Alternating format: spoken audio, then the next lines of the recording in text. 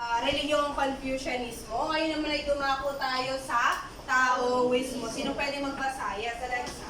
Isang filosofiyang pangrelihiyon mula sa China na nagtatampok na sa konsepto ng tao.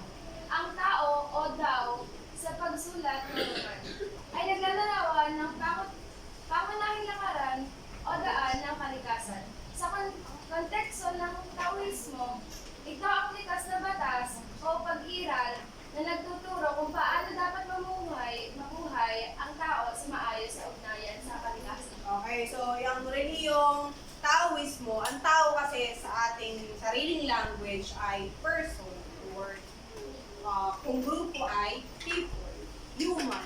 Pero dahil nga yan ay mula sa bansang Taiwan, iba kahulugan ng tao. Ito ay tao or Dao na ibig sabihin ay way or daan, pamamaraan.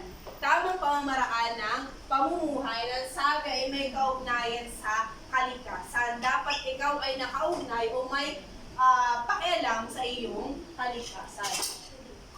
Okay, ulit niya ako noon. So, ang unang konsepto ay ang Wu-Wei. Sabay-sabay. Wu-Wei! Isa pa ulit. Wu-Wei! Okay. Pagkilos ng natural at walang pilitan. Sabihin kung sa palagay mo ay ito'y nakatadhana, hindi mo kailangang pilitin. Ito daw yung pagkakataon na uncontrollable. Hindi mo siya kayang kontrolin. So, hindi mo daw dapat pagkahirapan o bigyan o problemahin ang isang bagay na nakatadhana ng mangyari. Kasi, yun daw mga bagay na yun ay baka it's either turuan ka ng lesson o ikaw ay maging bahagi ng iyong tagumpay. So, hayaan mo daw siyang mangyari. Huwag mo daw ito pipigilan. Yun ay yung konsepto ng Wu-Wei. Ay hinahayaan ng tao mga bagay na mangyari na hindi pinipilit o iniisip masyado. Kasi nga, kung ito daw ay mangyayari daw talaga ito. Kahit ano pang gawin mo, kahit pa ikaw ay magsumikap o dumuan ka na sa pag-abot nito, kung hindi siya nakatadhana, hindi daw ito mangyayari. Ito ang ideya ng pagtanggap o pag-adapt sa mga pangyayari ng natural at pagiging bukas sa pagbabago ng buhay. So, halimbawa, may isang pangyayari na maaring mahirap para sa iyo, kailangan mo daw itong tanggapin. Kasi ito daw ay bahagi ng Wu-Wei. Kailangan mong tanggapin at i-adapt ang mga bagay na unti-unti na nabago o nangyari. Break 1. Break 1. Break 1. Break 1. Break 2. Break 2. Break 1. Break 1. Asian. Anong religiyon ang nagsasabi na kailangan daw ng ugnayan sa kalikasan? Ito daw ay mula sa salitang Dao or Tao, na ibig sabihin ay Taoism. Break 1. Break 2. Break 2. Break 2. Break 2. Break 1. Break 2. Break 2. Break 1. Anong bansa o saan bansa nanggaling ang Taoism? Taiwan. Okay, so yan ang simbolo ng Wu-Wei. At next ay ang Yin-Yang. So ang Yin-Yang nga, kung inyong makikita sa larawan, ay balanseng may liwanag at may dilim, may puti at itim. So sabi dito, ang konsepto ng Yin-Yang ay pagpapakita ng pangailangan ng balanse, harmonya sa buhay. Balanse daw. Balanse ang kaligayahan sa kalungkutan, balanse ang pagkabigo sa tagumpay. So, halimbawa nga daw, hindi mo daw masasabi na hindi mo daw ma-appreciate ang sarap ng isang ulam kung hindi ka nakatikim ng matabang. Hindi mo masasabi na ang sarap ng tamis nito kung hindi ka nakatikim ng maalat. Hindi mo ma-appreciate ang kasiyahan kung hindi ka nakaranas ng kalungkutan. Kailangan daw balance para ma-appreciate mo ang isang bagay. Hindi mo rin masasabi na masaya ito, napakasaya nito, kung hindi mo naranasang malungkot. Diba? Saka parang ang boring naman kung pare-parehas ito. Hindi mo nararamdaman yung ibang emotion. ang linyang. Kailangan balanse daw ang buhay. Balanse ang liwanag sa kadiliman. Maliwanag? Grade 1. Grade 2. Grade 2. Okay. So next, dumako na tayo sa bansang Japan. Grade 1. Grade 2. Guinea. Anong capital ng Japan? Sabay-sabay tayo. Shintoismo. Shintoismo. English, Shintoism. Shintoism. Okay. So, ang Shintoismo ay relihiyong mula sa Japan na naglalaman ng serye ng paniniwala at ritual. Ang sentral na aspeto ng Shintoismo ay ang pagsamba sa kamistaan or espiritu or kami. So, ang tawag nila sa espiritu ay kami. Hindi yung kami yun ha. Kami ang tawag nila sa espiritu. So, kaninong espiritu? Espiritu ng mga yumaong pinuno, mga yumaong ninuno, o yumaong kamag-anak at emperador. So, halimbawa, ikaw ay isang kilalang tao noong unang panahon at ikaw ay pumanaw, malamang sa malamang ikaw ay sasampahin ng susunod na henerasyon upang gayanin ang iyong mga nilakaran. No? Kaya yung mga sinaunang ninuno nila, may mga ributo, sinasamba. Kaya naman yung mga abo, itinatabi. Yung buto, ginagawang kwintas o mga bracelet, accessories, para daw sambahin at gayanin. Okay? So, elemento, kalikasan o iba pang spiritual na nilala. Hindi lamang mga ninuno, maging mga kalikasan ay sinasamba rin ng Shintoism. Halimbawa, kabulbukan, lalo na ang araw. Okay? Ang araw ay kalimitang sinasamba ng Shintoism sapagkat ito daw nagbibigay ng liwanag sa buong mundo na siyang nagbibigay ng kapangyarihan sa atin. Ang Shintoism ay hindi na ang aral ng Shintoism ay hindi na bagong bagay sa Pilipinas.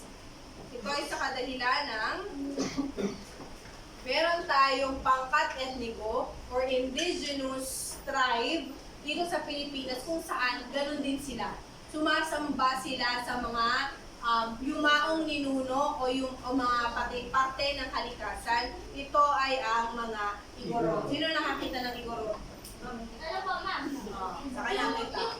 Yung tita ko po, yung asawa ko ng magiging asawa ko. Igorot, ikaw. Oo, sa Baguio, napakarami Igorot doon. Nagpapapicture pa mga nakabahagi, tapos yun ang kanilang uwet. Kasi bahagi yun ng kanilang kultura. Meron din sila tinatawag na bulbul. Okay? Yun yung nakaupo na tao na sinasabing ninuno din daw nila. Okay? Kasi nga, kagaya ng relihiyong Shinto, Wisdom, Jacob, sila ay sumasamba sa mga ninuno at kalikasan nila. Sa inyo,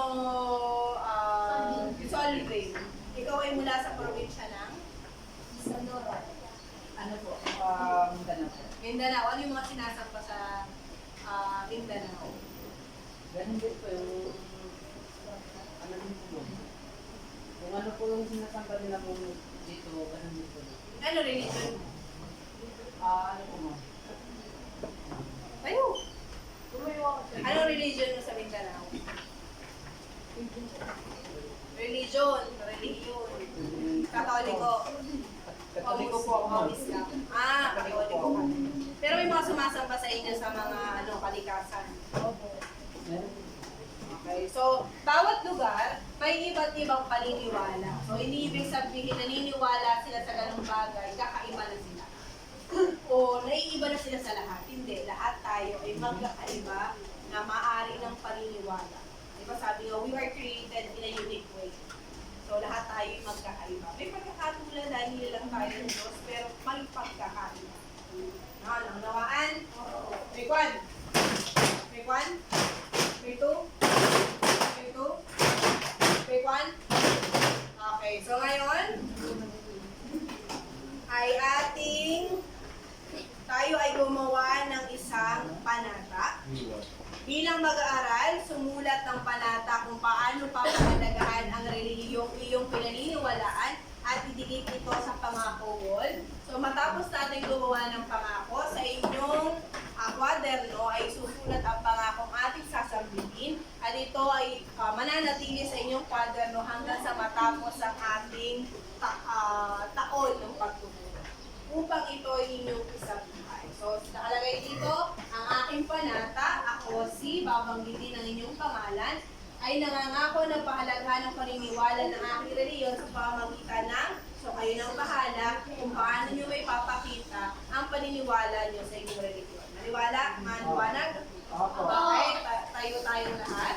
Itaas ang kanong kamay. Sabay-sabay ang aking panata. Ang aking panata, ako si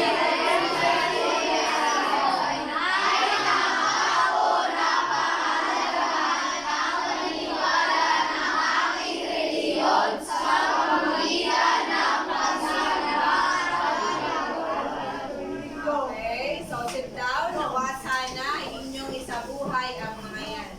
Una, so tayo ngayon ay magkaroon ng quiz. So get 1/4 sheet of paper.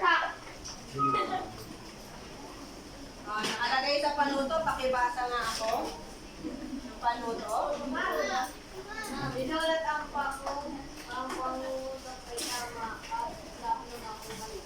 Okay, so fact kung tama at bluff kung mali. Number 1. Ang Confucianism o pilosopiyang Confucianism ay umusbong mula sa aral at doktrina ni Confucius o Confuci or Kongzi, isang kilalang pilosopo at guro sa sinaunang China.